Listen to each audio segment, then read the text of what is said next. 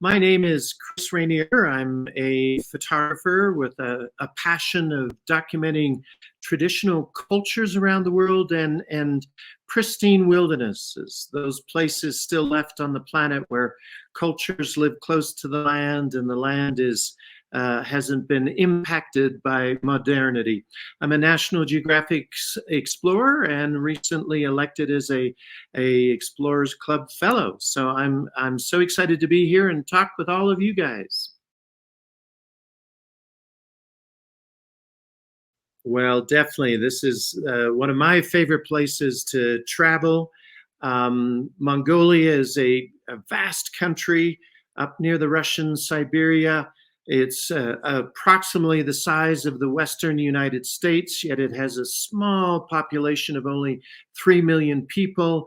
And most of those people live out as nomads scattered across Mongolia, and specifically up in the western part of Mongolia, right up against the border with Russia and Kazakhstan, can hardly pronounce that, are the Eagle Hunters. And this is a group of nomadic people. They still live in what are called girs. We commonly know them as yurts.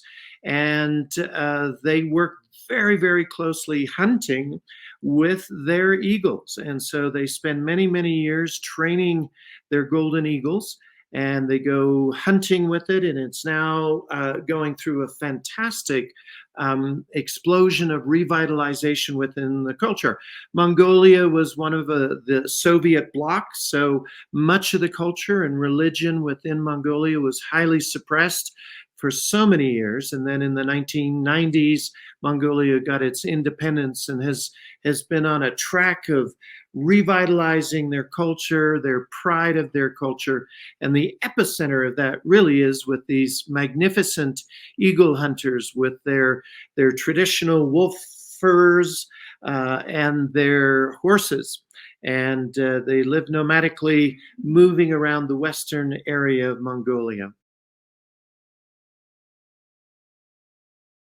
Well, one of the threats is a conservation threat. This is one of the great grassland areas in the world. And the grasslands, because of climate change, because of the heat, are changing. And so there is huge effort in the conservation world to preserve the grasslands. The grasslands are as crucial to the overall Earth's ecosystem as much as forests, as much as oceans too. So they're being impacted by that. And of course, you know, the challenges of making a living.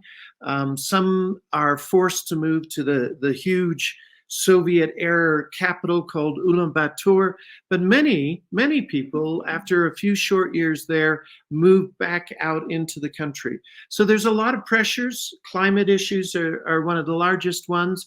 But again, as I was saying, there's a fantastic revitalization going on, and I'm confident this culture will not be decimated like so many other traditional cultures around the world, and are thriving. I directed, along with my partner Olivia, the Cultural Sanctuaries Foundation. And this is a foundation that works at the crossroads of conservation of land and conservation of culture. We believe strongly that traditional culture is a part of the solution for conservation. And as I just mentioned, the grasslands are a crucial issue in this area. And a lot of the eagle hunters are working very, very hard to preserve their grasslands and their tradition. So we build cultural centers. These are the epicenter of the community, revitalization of traditional knowledge, revitalization of language, revitalization, in this specific case, of the eagle hunting. And these are kind of hubs for the community, but they're also a living museum where people can come, tourists can come, celebrate and learn a lot more about the traditional culture. So we are in the process in the next year, and we've been going multiple years for the last 5 years, and I've been going there photographing under the auspices of National Geographic for well over, I'd say 15 years. But we're just in the process of putting a cultural center together, and it's made in the natural yurt or gear-like tradition. So it's very, very exciting. And by fall of 24 this year, we should have the cultural center up. And the Eagle Festival always happens in early part of October, and we'll be there to celebrate that.